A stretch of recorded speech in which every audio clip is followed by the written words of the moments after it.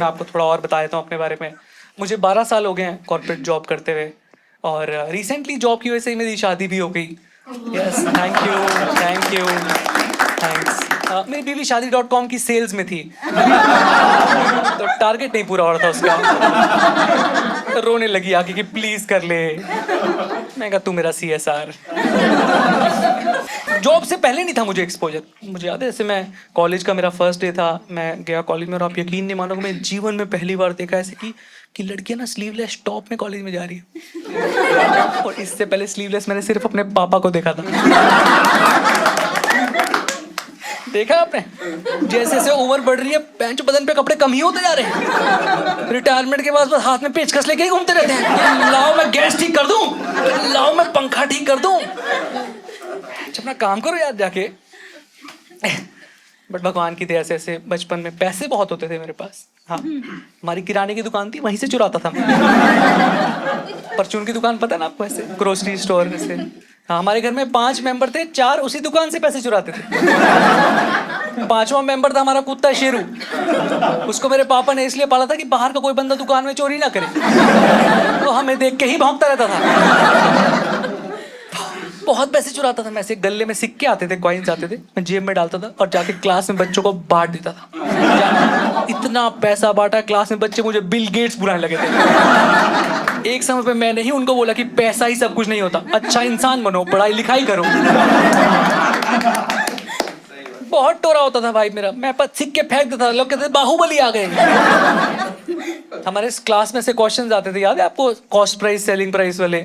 जैसे एक क्वेश्चन आया था, मुझे याद है कि if you have a chocolate it's cost price ₹10, if you sell it at ₹20 how much is the profit. तो मैं लिख के आता था कि पापा बैठे तो 0, पापा नहीं बैठे तो 20 अपना है, हमने कौन सा कॉस्ट लगानी है।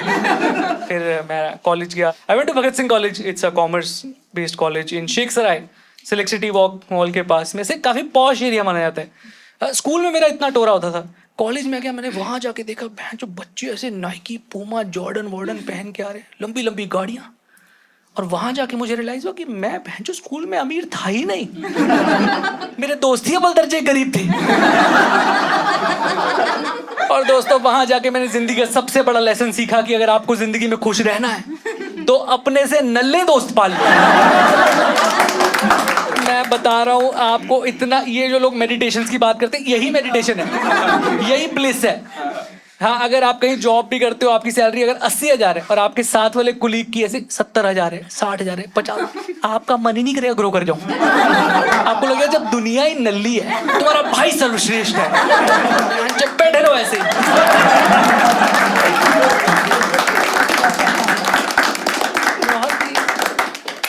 बट ऐसा होता है कि आपको ऐसे छोटे लेवल ऑफ इनकम से अगर आप बड़ी इनकम ग्रुप में चले जाओ तो ऐसे बहुत ही डिप्रेसिंग सा हो जाता है, नहीं? तो मेरे को तो बहुत ज़्यादा स्ट्रेस होने लग गया था। मैंने दोस्तों कॉलेज में ही पैसा कमाना शुरू किया।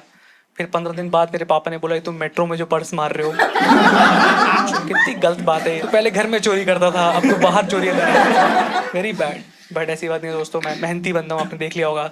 2-2.5 साल बाद कैंपस प्लेसमेंट शुरू हो गई थी, तो मैं वहाँ पे एक स्टार्टअप कंपनी आई थी, ऐसे बोल के कि Rahul you will be BA business analyst. सुना आपने?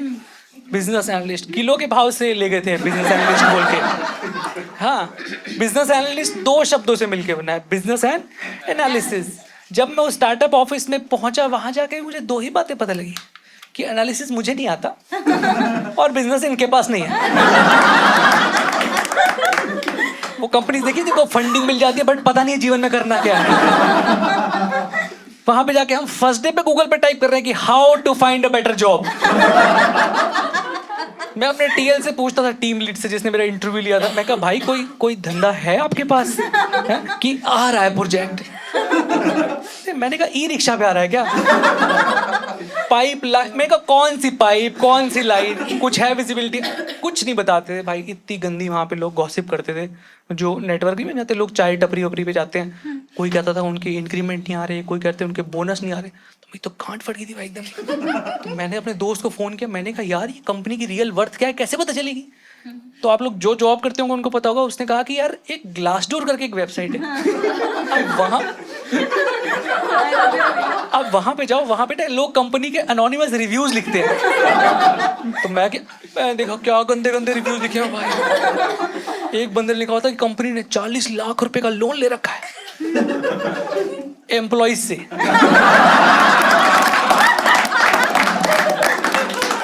मेरे तो आंसू ही आ गए थे भाई, मुझे लगा ये मेरे पापा की दी हुई पॉकेट मनी भी ले लेंगे।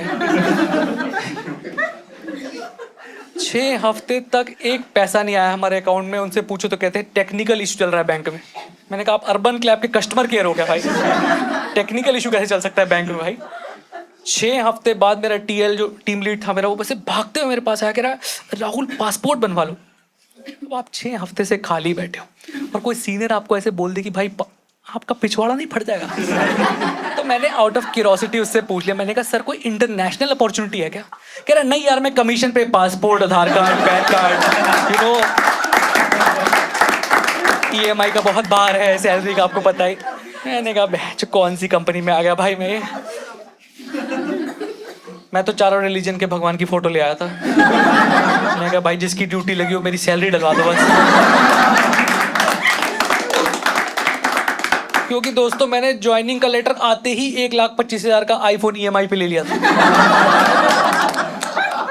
तो मेरा वर्स्ट नाइटमेयर यही होता था कि मैं अगले दिन ऑफिस जाऊं और कहीं लक्ष्मी चिट फंड की तरह इसका शटर ना बंद पड़ा हो, ये अनुराधा जी कहाँ गई। तो गई, और एक तो मुझे कॉर्पोरेट्स वगैरह की लैंग्वेज नहीं समझ में आती। देखा आपने, ये कोई सीधे मुंह बात नहीं करते, ऐसे शुगर कोट करके बोल देते हैं एकदम ही। जैसे अगर कुछ सीनियर को जूनियर से पूछना है कि हाँ भाई तूने काम किया नहीं किया, तो ऐसे नहीं पूछेंगे डायरेक्टली इंग्लिश में कि hey Rahul did you do the work और नॉट। ऐसे बोलेंगे कि hey Rahul did you have a chance to look at it. I'm like yeah I just looked at it। फिर मैं भाग गया। Hey Rahul let's catch up. Ketchup, मैं पंजाबी बंदा, मैंने कहा why have ketchup, let's have lassi यार।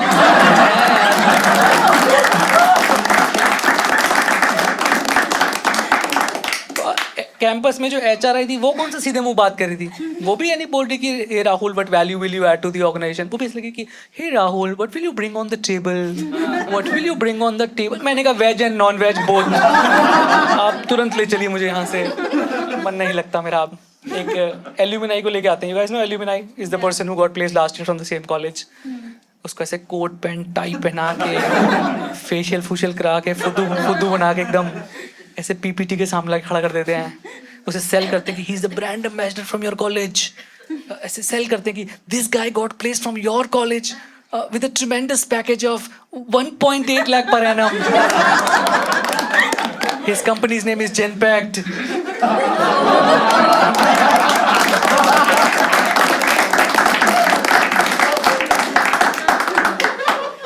And since he's my senior, मैंने उससे पूछ लिया, मैंने कहा भाई आपको क्या लगता है what is the best part about this job? कहता भाई वीकेंड्स। मंडे टू फ्राइडे तो जहर पी के जाते हैं। तो भाई डर गया था बहुत ज़्यादा। फिर मैंने ऐसे MNC, मैंने कई सारे इंटरव्यूज दिए, फिर MNC में मेरा सिलेक्शन हो गया था। और वो MNCs नहीं होती ऐसे जो शीशे वाली बिल्डिंग्स एकदम, जहाँ अंदर घुसते ही सिंगापुर जैसी खुशबू लग जाती है और आपको पता चल जाता है कि गरीब तो हो आप भाई। लेकिन मजा बहुत आ रहा था वहाँ पे, क्योंकि ऐसा हो रहा है कि लाइफ में पहली बार ऐसा हो रहा है कि 8-8 घंटे लगातार AC। स्टार्टअप में तो कूलर भी बंद हो जाता था कि बिल बहुत आ रहा है, पंखे पे बैठता है, खिड़की के पास वाली सीट दे देते थे, कह रहे हवा बाहर से आ तो रही है। कुछ दिन तो नॉर्मल रहा, फिर उन्होंने एक दिन तापमान कर दिया फ्रीजिंग कोल्ड। देखा आप जाओ कभी ऐसे कॉर्पोरेट ऑफिस में, जो अंधा ठंडा कर रखा है, अंदर अंटार्कटिका बाहर अबू धाबी। हाँ मेरी बाहों के बाल ऐसे स्पाइक बना के खड़े हो जा रहे हैं, शरीर में सब डाउन है, बस बाल खड़े हो रखे हैं ऐसे। मैं गर्मियों में ऐसे कोट पैंट पहन के जा रहा हूँ। हाँ लोग ऐसे, और ऐसे जब आप नॉर्मल डे पे कभी कोई इवेंट नहीं और ऐसे फॉर्मल वियर में चले जाओ ना, तो ऐसे रूमर फैल जाता है कि इंटरव्यू दे के आ रहा है। मैं कहा मैं इतना इंटेलिजेंट होता तो आता क्यों यहाँ पे। मेरे TL को ये बात पता लगी, कह रहा Rahul what can we do for you, why do you want to leave the company, what can we do for you. मैंने कहा आप बॉनफायर कर दो। हाँ, मेरे से कोई पूछता ना अगले जन्म में क्या बनना चाहते हो, मैं कहता था भेड़। अपनी स्वेटर खुद लेके चलूंगा।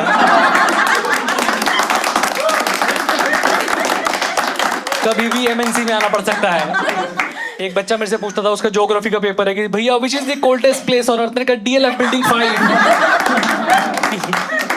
बहुत ही बट बहुत प्रेशर रहता है एमएनसीज में। इससे मल्टीपल प्रोजेक्ट्स चलते रहते थे। कंसल्टिंग कंपनी थी, तो एक दिन मेरा मैनेजर का मेरे को फोन आया, कह रहा राहुल क्लाइंट को ऐसे एक ईमेल लिखो, ये लिखो रिपोर्ट रेडी है, आप आके ले जाओ।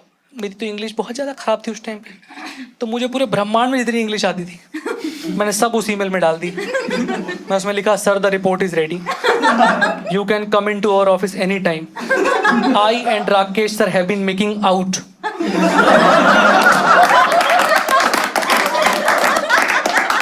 For 2 months।